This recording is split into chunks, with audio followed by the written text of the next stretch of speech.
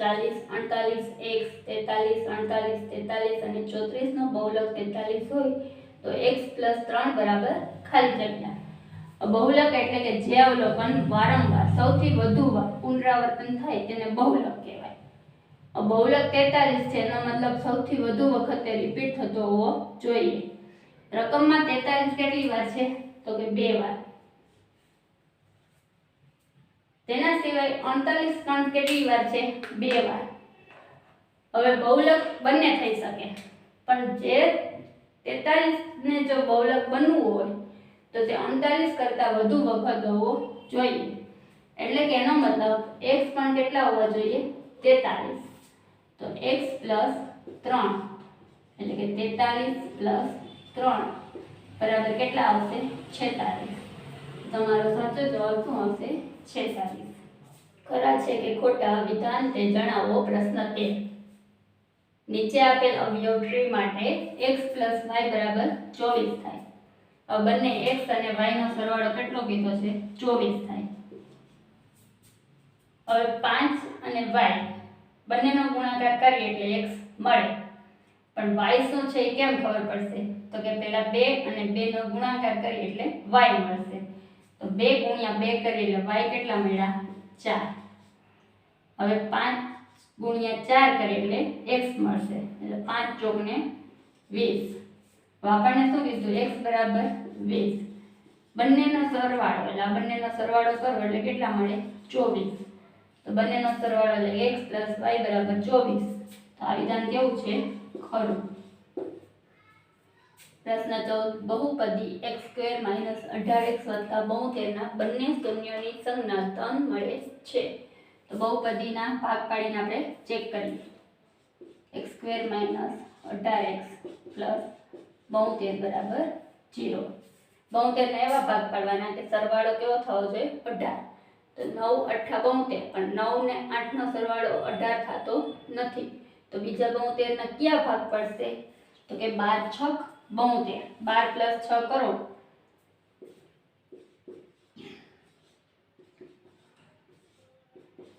12 + 6 કરીએ એટલે કેટલા આવશે 18 ઓછે ઓછે વત્તા એટલે x² -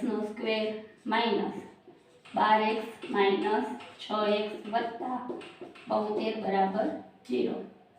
આ બેમાંથી સામાન્ય શું નીકળશે x કૌંસમાં વધ્યું શું x - 12 આમાંથી -6 એટલે કૌંસમાં શું વધે x - 12 બરાબર 0। તમને આગળ જ કીધું તો આ બે કૌંસ હંમેશા કેવા થશે સરખા એટલે x - 12 અને બીજો કૌંસ x - 6 બરાબર 0। તો x - 12 બરાબર 0 અને x - 6 બરાબર 0। તો આ માઈનસ છે બરાબર ની ઓલી બાજુ જશે તો પ્લસ।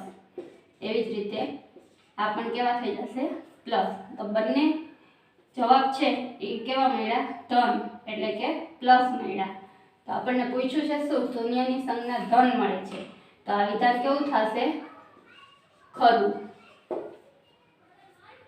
પ્રશ્ન 15 જો બંને સંપાતી રેખા હોય તો અનંત ઉકેલ મળે છે તેથી બંને સમીકરણો સુરેખ અવલંબિત છે નહીં તેમ કહેવાય। જો બંને સંપાતી રેખા હોય ત્યારે સંપાતી રેખા ક્યારે કહેવાય તો કે જ્યારે તમે ગ્રાફ બનાવો ત્યારે બંને રેખા એકબીજાની ઉપર આવે છે। હવે આગળ શું કીધું તો અનંત ઉકેલ મળે છે તેથી સમીકરણો સુરેખ અવલંબિત છે નહીં। તો આ વિધાન ખોટું છે। જ્યારે આપણે રેખા સંપાતી હોય ત્યારે બંને સમીકરણ સુરેખ અવલંબી હોય એટલે આ વિધાન કેવું તમારું થશે ખોટું। તમને એમ કીધું છે અવલંબિત છે નહીં એટલે આ વિધાન કેવું થાય ખોટું। પ્રશ્ન 16 ઘટના e ની સંભાવના વત્તા ઘટના e નહીં ની સંભાવના બરાબર 0 થાય।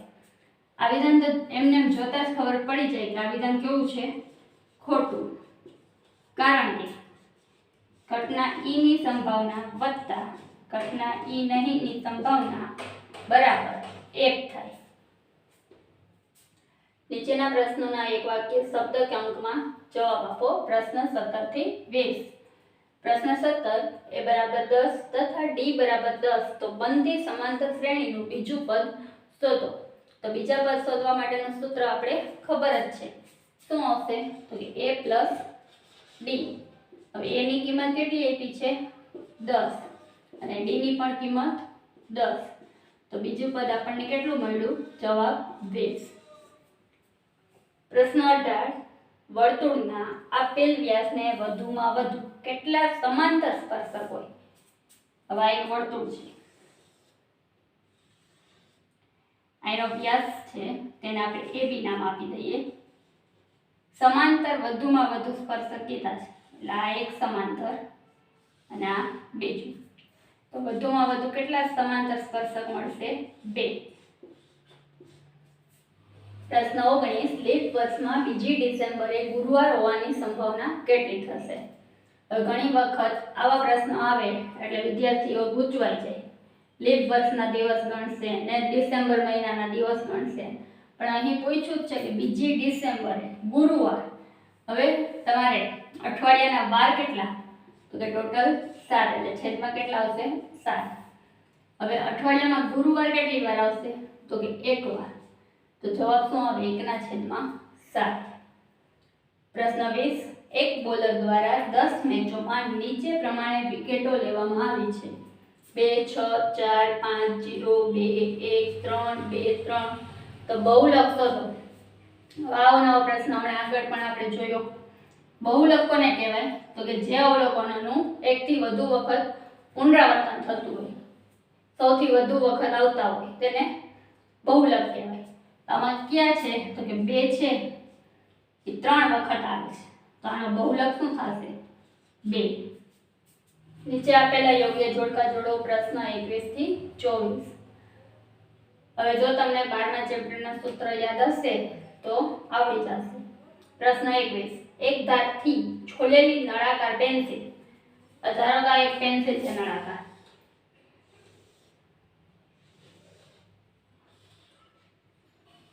હવે ધારથી છોલેલી એટલે ગણી કાઢી નાખવાની છે. તો આ રીતે નળાકારની ઉપર શંકુ આવી જશે. તો નળાકારનું ક્ષેત્રફળ વત્તા શંકુનું ક્ષેત્રફળ, તો બંનેના સૂત્રનો સરવાળો. એટલે કયું સૂત્ર આવશે? તો કે નળાકારનું ક્ષેત્રફળ શોધવા માટે 2πrh અને શંકુ માટે πrh. એટલે પહેલાનો જવાબ શું આવશે? Option C. પ્રશ્ન 22 ઢાંકણવાળી કલરની ડોલ. હવે ઢાંકણવાળી કલરની એક ડોલ કીધી છે એટલે ઉપરથી કેવી હશે? ઢાંકણવાળી કીધી એટલે બંધ ડોલ હશે, અને નીચેથી પણ કેવી હશે? બંધ, કેમ કે અંદર કલર છે. તો નળાકારનું કુલ સપાટીનું ક્ષેત્રફળ શોધવાનું સૂત્ર, તો ઓપ્શન એ. તો આવી રીતે તમારે 21 માનો જવાબ ઓપ્શન સી અને 22 માનો જવાબ ઓપ્શન એ. હવે આ કોનું સૂત્ર છે? તો કે નળાકારની વક્ર સપાટીનો. નળાકારની વક્ર સપાટી એનું શું સૂત્ર હશે? 2πrh. પ્રશ્ન 23 વૃત્તાંશ. જો તમને વ્યાખ્યા આવડશે તો પણ આવડી જ જશે. હવે આપણે આકૃતિ દ્વારા જોઈએ તો આ એક વર્તુળ છે, આ એનું કેન્દ્ર છે, આ એની પહેલી ત્રિજ્યા અને આ બીજી ત્રિજ્યા, એને નામ આપણે AB આપી દઈએ. હવે આ એક ઘેરાયેલો પ્રદેશ છે. હવે A અને B ચાપ કહેવાય, એટલે કે બે ત્રિજ્યાઓ અને વર્તુળની ચાપ વચ્ચે ઘેરાયેલા પ્રદેશને શું કહેશું? વૃત્તાંશ. એટલે સાચો ઓપ્શન એ. પ્રશ્ન 24 ચાપ.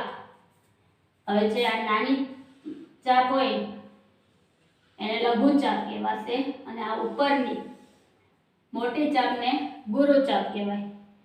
એટલે કે વર્તુળના પરિઘનો એક ભાગ એને શું કહેશું? ચાપ. એટલે ઓપ્શન બી.